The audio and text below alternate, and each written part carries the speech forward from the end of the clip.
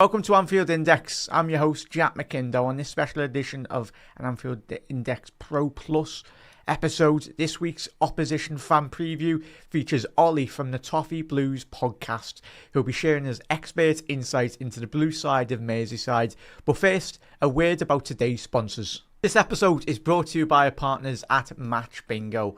Match Bingo brings a new level of excitement to live football, transforming every match into an interactive bingo game. Picture this: Liverpool score, you celebrate, and it's on your card, and you're able to mark it off as well. With 15 match events to watch, from corners to free kicks to goals scored in specific minutes, you're always one moment away from getting closer to the win. Each team has 6 dedicated events on the card, along with 3 neutral events. As the game unfolds, your bingo card updates in real time. It's football, just a bit extra fun. This week, we're watching Liverpool take on Everton in the first Merseyside derby of the brand new season, and you can join the action too. Simply click the link in the description or scan the QR code on screen to play along with us and Match Bingo. Something special for our listeners: use promo code INDEX for a huge 200% deposit bonus. That means if you deposit £5, you'll receive an extra £10, so you'll have £15 to get started with. Just make sure that you use promo code INDEX when you sign up. Remember, it's 18 plus only, and please gamble responsibly. For help, visit gambleaware.org. But also download the app to set up your account as well, and join us for the next match this weekend. Enjoy the game and good luck with your Match Bingo cards. But for now, we'll get straight back into the opposition preview. You're looking forward to the derby? How are we? I'm sound, yeah, but looking forward to the derby. You'll know, obviously all Evertonians don't look forward to the derby every single year. Maybe in recent seasons we've looked forward to it and had a little bit more hope going into it than maybe in the last 5 or 10 years. But yeah, to say that I'm looking forward to it is wide of the mark. I've never looked forward to a derby game. I know, as you said, the results for Liverpool over the years, but it's built up, especially obviously on telly and everything, obviously, and then some of the games where we get draws, obviously the game last season, I'm pretty sure we'll speak about today as well, mate. But how would you summarise, firstly, and obviously the Liverpool fans, getting your insight, mates, in terms of Everton's form so far this season? Obviously, a couple of little results anyway. The 1-0 loss to Leeds on the opening day, which you'll be very disappointed with anyway. But I think you've had, obviously, the results against Brighton at home, obviously Mansfield and the Cup as well. And then the big results 2 weeks ago, a 3-2 win. I say it is big because it's always a difficult game to go away from home against Wolves. And obviously the 0-0. But in terms of your analysis, mate, how would you unpack Everton's start of the season from your point of view? We're in good form. I think it's something that has been a characteristic of Everton for so long, is that we've not started seasons well. So to see us start so well this season, obviously you mentioned the loss to Leeds. That was not the most ideal of circumstances. We didn't have the correct players in. Obviously we had a few injuries. Jared Branthwaite was injured the week before. We had James Garner at left back. So I think that game, if you rule that out and look at the sort of 3 or 4 after that, I think we're in fantastic form.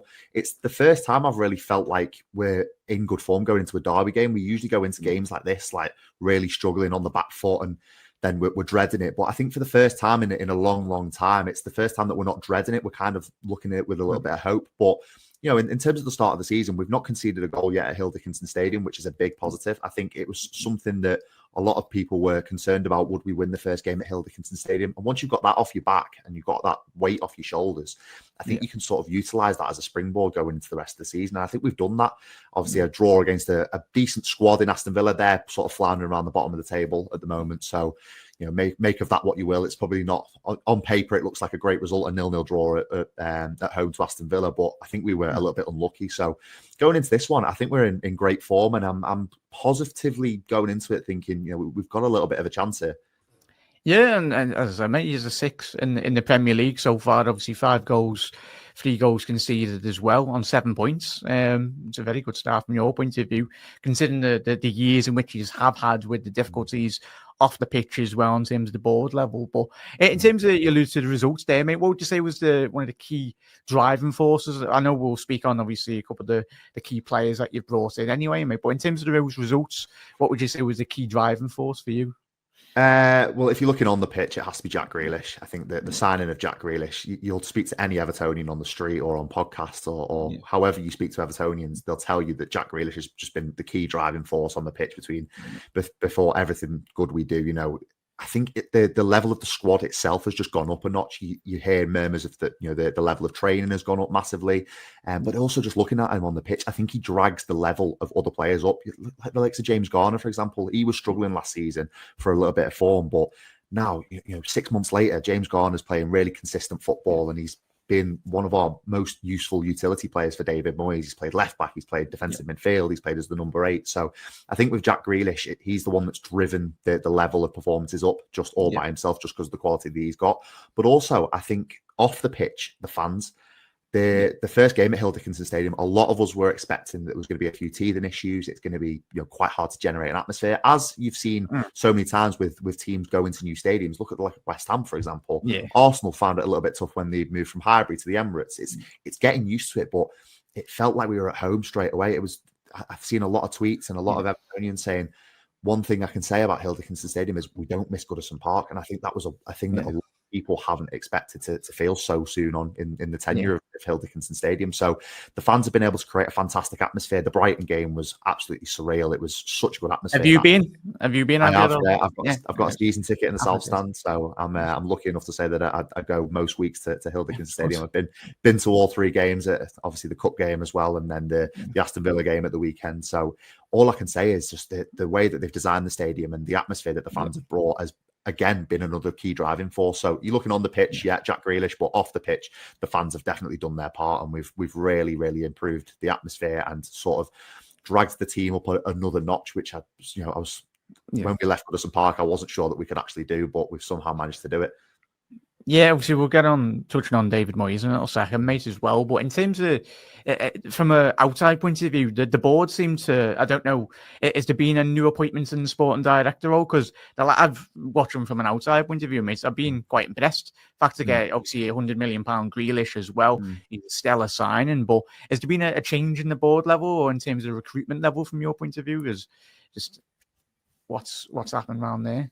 The key changes have been we got rid of Kevin Thelwell at the end of his contract. Obviously, as you know, Sean Dyche got sacked earlier this year. So we sort of had a complete clean slate. And then when David Moyes came in, the Freaking Group wanted to move to a model that was more of a sort of recruitment committee rather than having a director of football. We've now got Angus Kinnear, who's our CEO. He's on the committee. You've got David Moyes, who's sort of de facto head of recruitment now at Everton. He sort of gives the okay, he gives the green light to any signing that's going to come in.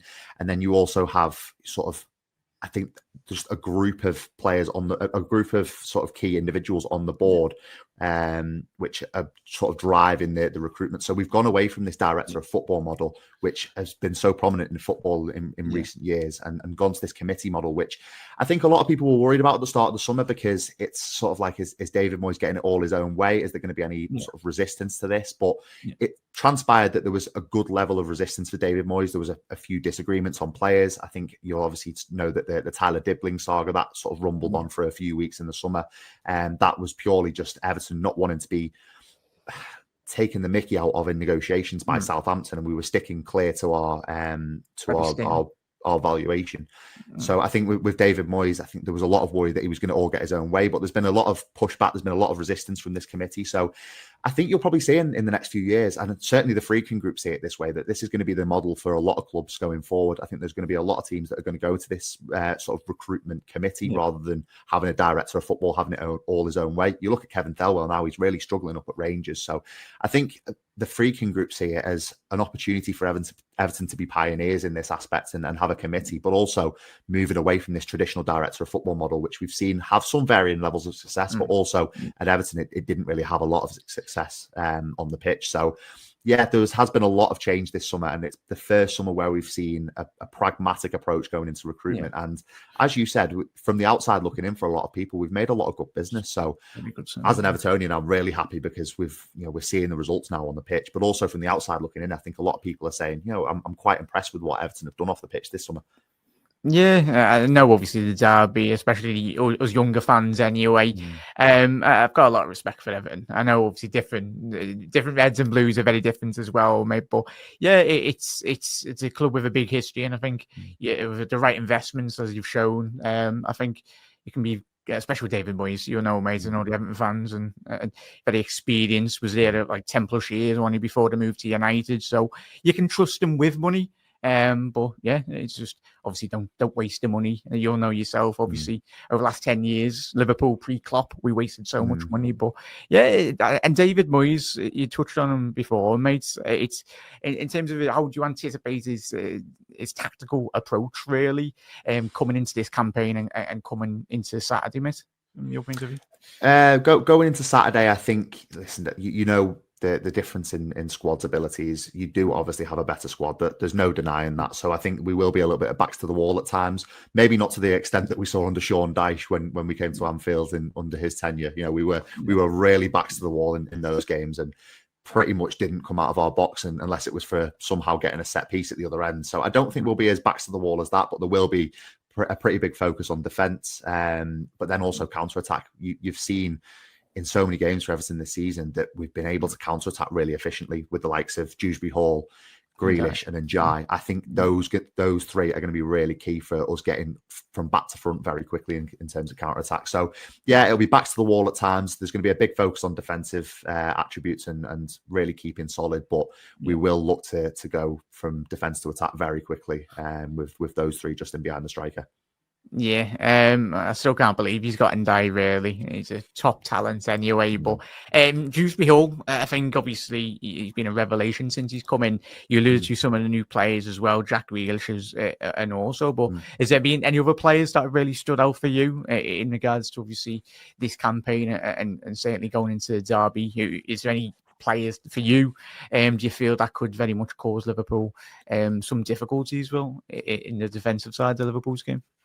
The defence side of your game, I'm not so sure. Obviously, I mentioned the three of Njai, Grealish and Dewsbury Hall. They're the three that are going to attack you, really. Whether it's going to be Tieno, Barry or Beto going as the starting number 9 on Saturday, it does remain to be seen. I think that will be a late call from David Moyes. He's kind of interchanged between the two because both of them have had pretty slow starts to the season. Beto obviously getting the goal at Wolves and Tieno, Barry yet to get off the mark in an Everton shirt. So in terms of going forward for Everton, the three behind the striker are the ones to look at. But in terms of our defence, Michael Keane's actually been really solid this season, which is something that will be quite surprising to a lot of people. I've also seen some shouts this week of saying that we should actually drop James Tarkowski when Jared Branthwaite comes back to full fitness instead of Michael Keane, which if you'd have said that 6 months ago, no one would have believed you at all. But no, with Michael Keane, he started the season solid. Obviously, as I said before, not conceding a goal yet at Hill Dickinson Stadium is largely due to the good partnership that has been formed by Tarkowski and Michael Keane in Jared Branthwaite's absence.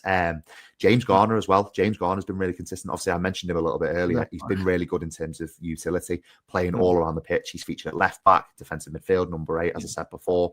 So he's been sort of a little bit of an unsung hero for Everton, in my opinion. He struggled towards the back end of last year in terms of form and sort of getting consistency. But a lot of people have said now, including me, that we're seeing the James Garner of the Nottingham Forest days when he was playing in the Championship, just a little bit more tenacious, a little bit better on the ball. Obviously, there's still aspects of his game to work on, but one thing is for certain is David Moyes massively trusts him. And if you're in David Moyes' good books and you trust him, you're going to play pretty much week in, week out. And that's really good for James Garner in terms of consistency and just getting a bit of confidence under his belt, because under Frank Lampard, under Sean Dyche, he did sort of falter in terms of consistency and getting that really good confidence under his belt to put a string of performances together. So James Garner, Michael Keane are the ones in defence for me that will probably give your attacking line a bit of problems. Hopefully we can shut down the attacking line of Ekatike, Isak and obviously players like that. Ironically, Alexander Isak's last performance in the Premier League was for Newcastle on the final day of the season, and Michael Keane had probably one of his best games in an Everton shirt that afternoon. So fingers crossed we can see that one again on Saturday afternoon. Yeah, no, I spoke to the lads last week and on your opposition show as well for Liverpool, and I said to them, we only won that 1-0, didn't we, anyway? And I said, the Burnley game, he was like, oh, he's a win and all. I said, we've all of us, every fan is any club you support, you watch thousands of hours of football, and sometimes if you've got the best players on the pitch, it doesn't always work like that, mate. Yeah. the way in which some derbies do transpire as well, red cards, yellow cards.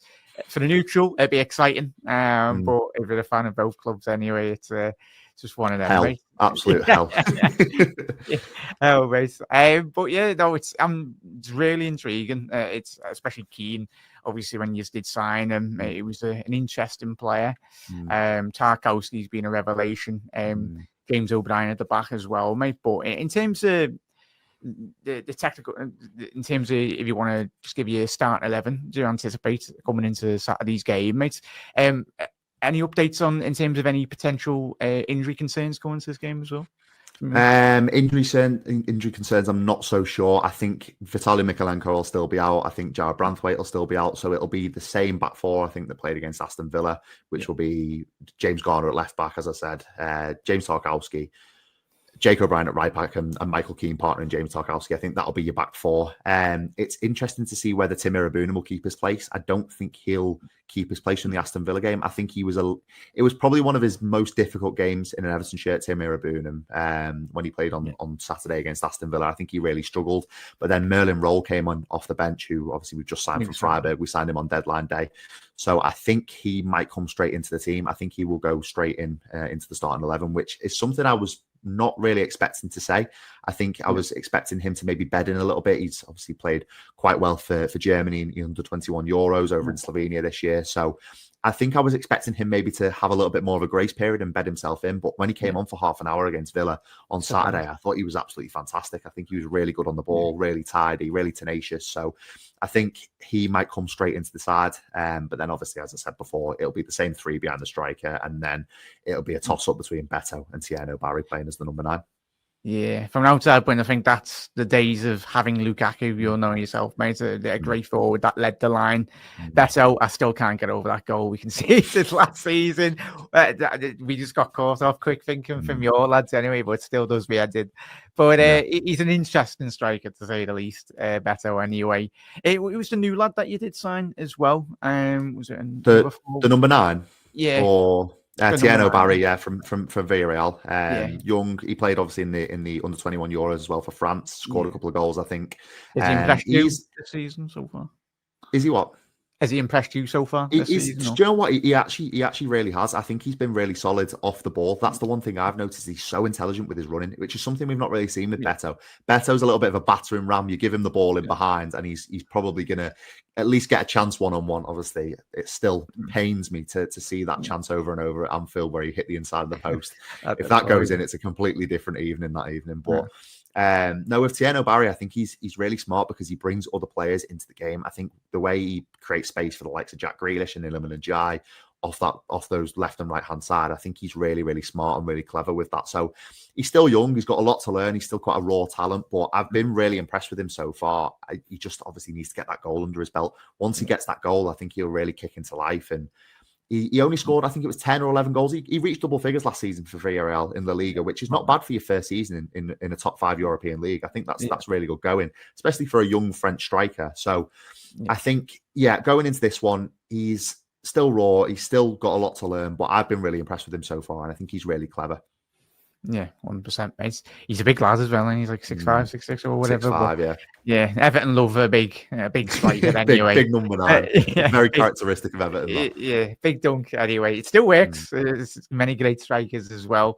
Our lads are quite tall anyway. 6'2", 6'3" as well. But in terms of, I think we kind of touched on it anyway, mate. But just finally, in terms of managing the game going into the weekend, obviously, it's how do you anticipate you mentioned the starting 11 as well, but do you think in terms of how the fans will react? I think obviously the reaction from both sides of Merseyside teams anyway last year, that it was a historic because it was the last derby anyway. Tarkowski, still can't believe no one marked him anyway, but it is what it is. I was on the watch along last season. I got a load of messages off my mates and my family members as well. They were going, all you had was you were probably screen recorded on Everton Twitter at least at some point as well, with your head in your hands. 100%, mate. It's all fun and games anyway. Yeah, of course. But yeah, it's in terms of obviously just looking into Saturday, but going forward as well for the remainder of the season. Expectations from your point of view, mate, and the Everton fans. Is it a European spot possibly if you get a bit lucky with injuries and going into January, mate? Or listen, I'd love to come on here and say, yeah, we're on a European tour. I've already renewed my passport, but I think we just have to keep our expectations measured a little bit. I think there's obviously a big feel-good factor around Everton at the moment with the new stadium, and obviously we're playing well. We're sixth in the league table, but I think we just have to keep that measured a little bit. We were still floundering around kind of the relegation zone at least till February last season. So there is a lot of work to do. I think you mentioned Lukaku earlier. I think a lot of Evertonians have said recently that we are a world-class striker away from getting in the top six. I think I definitely agree with that. The three that play in behind the striker are definitely worthy of being in that top six, in my opinion. But anywhere in the top half, I think, is a really good season for us. Maybe between 10th and 8th, if we can maybe sneak into the Europa Conference League and have a good cup run. I think that's a really good expectation to have. I think at the start of the season, I predict us to finish, I think it was either 10th or 9th, and I'll stick with that. Even though we've had a decent start, I think I'll stick with that because, as you said, you can get injury concerns, you can get injury issues. We saw it last season. Iliman Ndiaye was out for 6 weeks. That hampered us going forward a little bit. We still stayed really solid defensively, but we struggled to score goals when he was out of the side. So I think injury dependent, stay somewhere in the top half around 10th or 9th. Yeah, 100%, mate. Score prediction, Ollie? Do you want to give one? Did I go for the win? You can go for the win. I'll say 1-0. 1-0 to Everton. Yeah. Jack Grealish there gets we go. First goal in Everton shirt. Yeah, there we go. I know you were. A lot of Everton fans were eagle-eyed last night, made up with the. But I just don't know what's the matter with us, Ollie. I know you probably speak to a load of Liverpool fans yourself as well, and it's just mad. Like, no, I'm joking. Yeah, so good. It's we're just weird. Like, it's 1 week, and it could be this weekend that we don't start getting going. And we've seen in all of us Liverpool and Everton fans anyway down the years, just some derbies. I still have flashbacks to when we had Pepe Reina and Andy Johnson heading that game, really. Yeah, just some classic derby moments as well. Baxter's goal as well, and down the years, mate. But all good memories. For your lad, Eddie. For all mob, yeah. It's all good. It's been an absolute pleasure, Ollie. A massive thank you for coming on, mate. Much appreciated. Obviously, Reds, make sure you head over to, of course, Ollie and the Lads podcast as well. Shout out what shows have you got coming up this week, mate? From so obviously Jack will be doing a show, an opposition view over on the Toffee Blues. So make sure you head over to check that out. You'll be hearing a lot more Liverpool questions than you have Everton questions on this one. So make sure you head over to check that out. And then also we've got the usual match previews, starting 11 shows ahead. If you want to just look at an Everton point of view, seeing what you're in for, what feel good factor you're in store for at Anfield on Saturday at 12:30. But yeah, just head over to the Toffee Blues on YouTube and also on X. It's Everton Newsfeed over on X. And yeah, that's it. Ollie, absolute pleasure, bud. Thank you very much for taking the time out and try and enjoy the weekend. It's mad that this derby's come so early on, isn't it, miss? Just the final one. Like, it's very surprising from my point of view. Yeah, I don't like it. We're getting a little bit of momentum in the league, and all of a sudden there's a Merseyside derby to worry about. But yeah, no, it's one of them. You've got to play each other at least twice in a season, so let it be early in the season, get it out the way. Yeah. But Jack, thank you very much for having me on. I appreciate it. Nice one, buds. Reds, look after yourself. Hit the subscribe button down below. Drop a like on the video. And if you are listening to Anfield Index on the audio form podcast as well, and make sure you do get involved with Match Bingo, the sponsor of today's episode. But for now, Reds and Blues, enjoy the derby if you can. But for now,